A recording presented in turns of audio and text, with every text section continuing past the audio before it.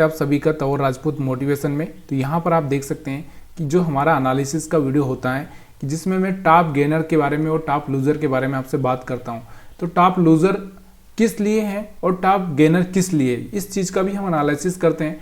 यहाँ पर आप समझ सकते हैं कि यहाँ पर आपको दिख रहा होगा गॉडफ्रे फिलिप्स की हम बात करते हैं। तो यहाँ से इसका जो चार्ट दिख रहा होगा आपको कंटिन्यूस आप देखोगे तो यहाँ से आपको दिख रहा होगा कि यहाँ से मार्केट अप साइड में जाते ही जा रहा है। तो यहाँ से आपका जो मोमेंटम है, इसका जो बाइंग का मोमेंटम चल रहा है, इस बाइंग के मोमेंटम को हम लोग यहाँ पर समझ सकते हैं। तो आप देख सकते हो कि यहाँ से कंटिन्यूसली बाइंग में है और बाइंग में है। तो यहाँ से आपको दिख रहा होगा आपको जो पहला मोमेंटम यहाँ पर बाइंग का था, उसके बाद यहाँ पर बाइंग का था। और पिछले वीडियो हमने बात भी की थी कि किस तरह से आप यहाँ पर ट्रेड प्लान कर सकते हो। लेकिन हाँ, अब ये कंटिन्यूसली भाग रहा है तो मतलब एक रिस्क है आपको, इस तरह से यहाँ पर हम लोग निवेश नहीं कर सकते, ठीक है।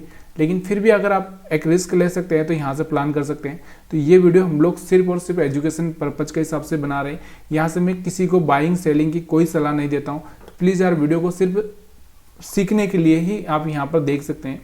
तो यहाँ से आपको समझ में आ चुका होगा इसका चार्ट। इसका थोड़ा सा वीकली चार्ट अगर हम देख लें तो यहाँ से आपको वीकली चार्ट भी आपको दिखाई दे रहा होगा।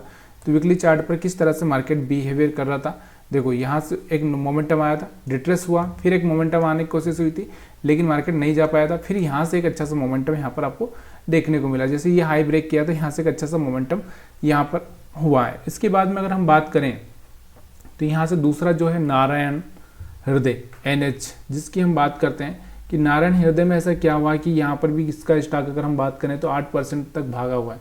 तो यहाँ पर हम बात करते हैं NH नारायण। तो यहाँ पर देखो इसका भी चार्ट अगर हम देखें यहाँ पर, तो यहाँ से आपको इसका चार्ट आपको समझ में आना चाहिए। देखिए चार्ट समझना बहुत ज़रूरी है, चार्ट से ही सारी चीज़ें होती है।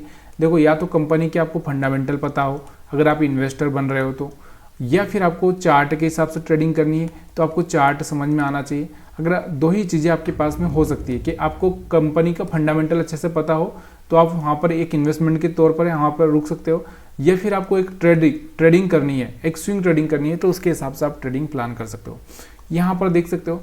तो यहाँ पर इसका भी आप देखोगे तो यहाँ से देखो एक यहाँ से मार्केट ऊपर आया था, टेस्ट किया, ऊपर गया, फिर यहाँ से आपको दिख रहा होगा, फिर यहाँ से नीचे आया था, फिर ऊपर गया, फिर यहाँ से टेस्ट किया, फिर ऊपर गया, यहाँ से फिर टेस्ट हुआ, फिर ऊपर गया, फिर यहाँ से टेस्ट हुआ। अब यहाँ से वापस से इसमें क्यों इतना बाइंग का लेवल बढ़ा है, क्योंकि देखो यहाँ से इसने क्या किया था, अपना जो 20 मूविंग एवरेज के ऊपर सपोर्ट ले लिया। अभी यहाँ से ही चाहता तो इसको ब्रेक करके नीचे जा सकता था, लेकिन यहाँ पर बायर्स आएंगे ही आएंगे। क्यों आएंगे, अभी मार्केट में ये गिरेगा कि नहीं गिरेगा ये तो बोलना मुश्किल है, लेकिन यहाँ पर बायर्स क्यों आए उसके पीछे कारण क्या है कि इसका जो सपोर्ट लाइन है, सपोर्ट लाइन कौन सा है, ये वाला जो 20 मूविंग एवरेज का लाइन है ना, ये एक सपोर्ट लाइन है। इस सपोर्ट लाइन पर बार बार मार्केट सपोर्ट ले रहा है। देखो यहाँ पर सपोर्ट लिया, यहाँ पर सपोर्ट लिया, यहाँ पर सपोर्ट लिया, यहाँ पर थोड़ा सपोर्ट लेने के लिए आया था लेकिन रुक नहीं पाया, यहाँ पर सपोर्ट लिया। अब यहाँ से कल अगर ऊपर एक अच्छा सा मोमेंटम आ सकता है, नहीं तो फिर यहाँ से मार्केट फिर नीचे भी जा सकता है। लेकिन यहाँ से कल पॉसिबिलिटी ज़्यादा ये है कि ये हाई ब्रेक करेगा तो फिर यहाँ से ऊपर मार्केट चल सकता है। तो यहाँ से आपको ध्यान रखना है इस पर।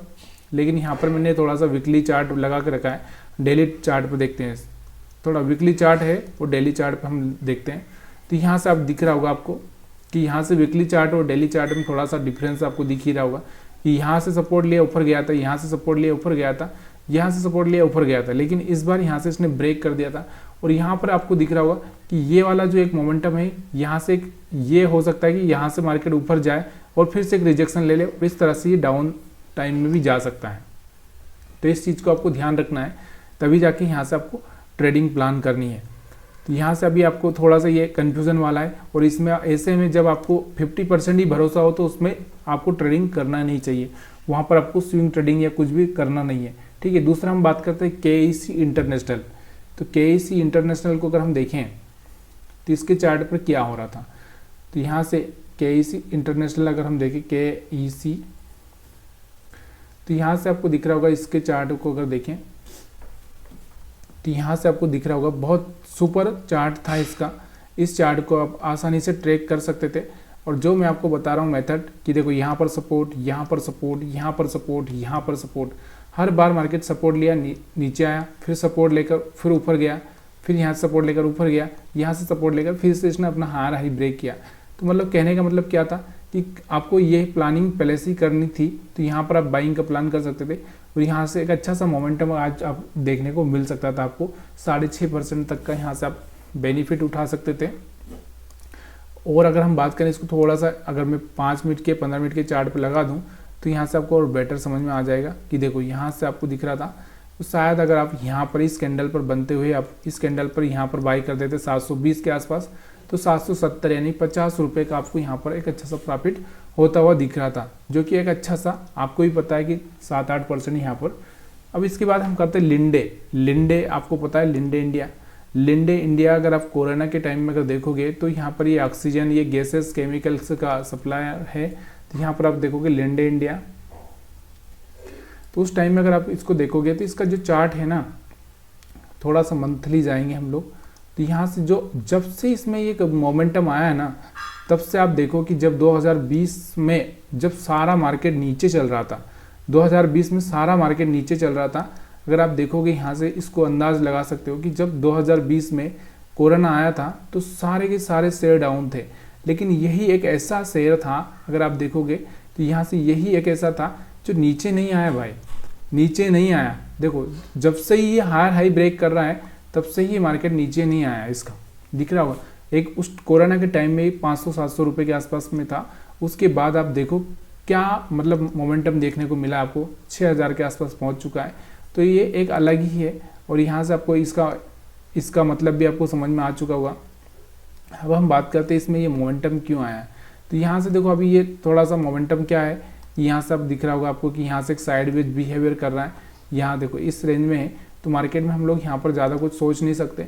हाँ, अगर आप थोड़ा सा, एक तो शेयर का प्राइस भी बहुत है और यहाँ पर आपको एक समझ में आ जाए, तो यहाँ से आपको दिख रहा होगा कि एक मार्केट में अपसाइड हुआ, एक रिट्रेसमेंट हो चुका है, अब मार्केट में फिर से यहाँ पे एक अपसाइड देखने को मिल सकता है।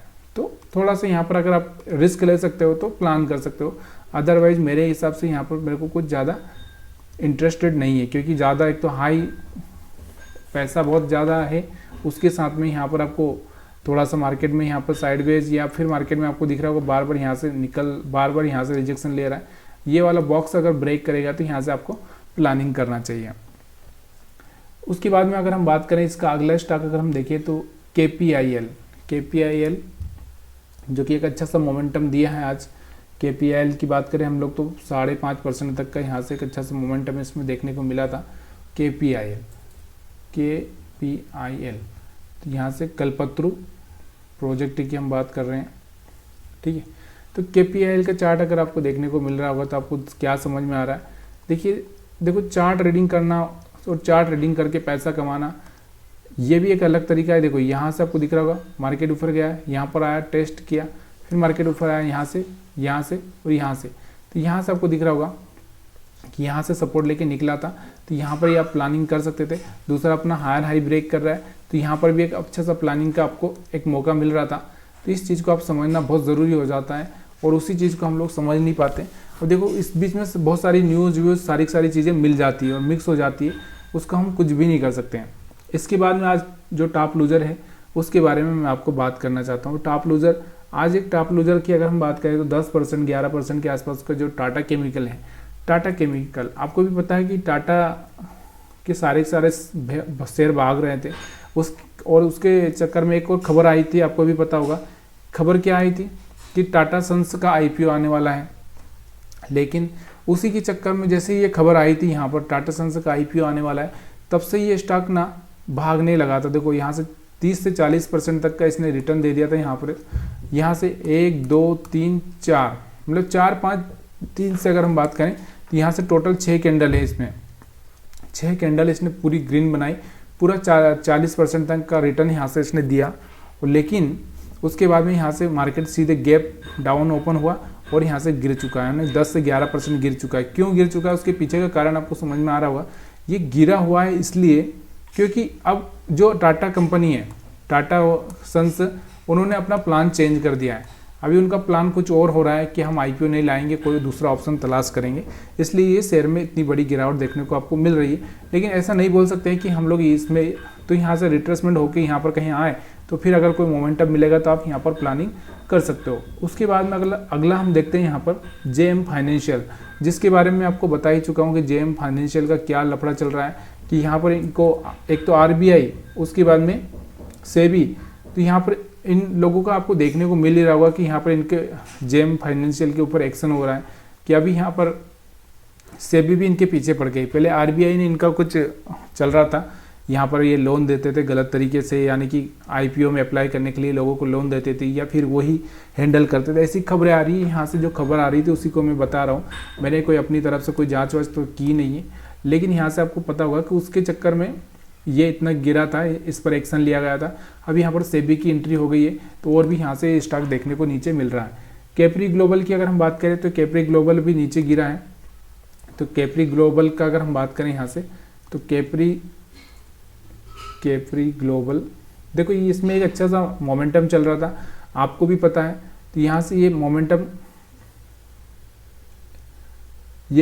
यहाँ से एक बार इसका अब शायद ख़त्म हो चुका है।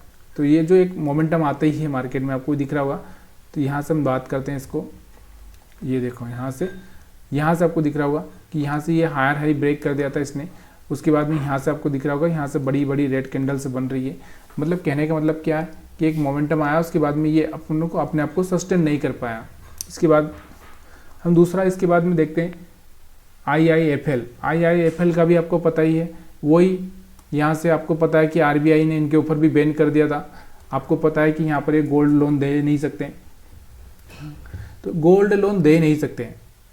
इसके चक्कर में अभी यहाँ पर इसका फ़ायदा किसको मिल रहा है? दूसरे लोगों को मिल रहा है। फिर से यहाँ पर इसको एक अच्छी सी गिरावट देखने को मिली है। देखो यहाँ से एक थोड़ा सा यहाँ से एक इन्वेस्टर ने भरोसा जताया था, उसकी वजह से यहाँ पर एक अच्छा सा पॉजिटिव रिस्पॉन्स मिला था। लेकिन फिर से यहाँ पर एक सेलिंग प्रेशर आया हुआ है। क्यों आया हुआ? क्योंकि देखो कोई भी चीज़ है यार, जब आपका बिजनेस ही बंद कर दिया जाएगा, आपकी दुकान बंद कर दी जाएगी, तो आपको प्रॉफिट कैसे होगा, आपकी अर्निंग कैसे होगी? आपको बहुत सारी चीज़ें हो सकती है और वो कब क्लियर होगा कब नहीं होगा, लोग आप पर भरोसा करके क्यों बैठे? तो ये सब चीज़ें यहाँ पर आपको देखने को मिली होगी।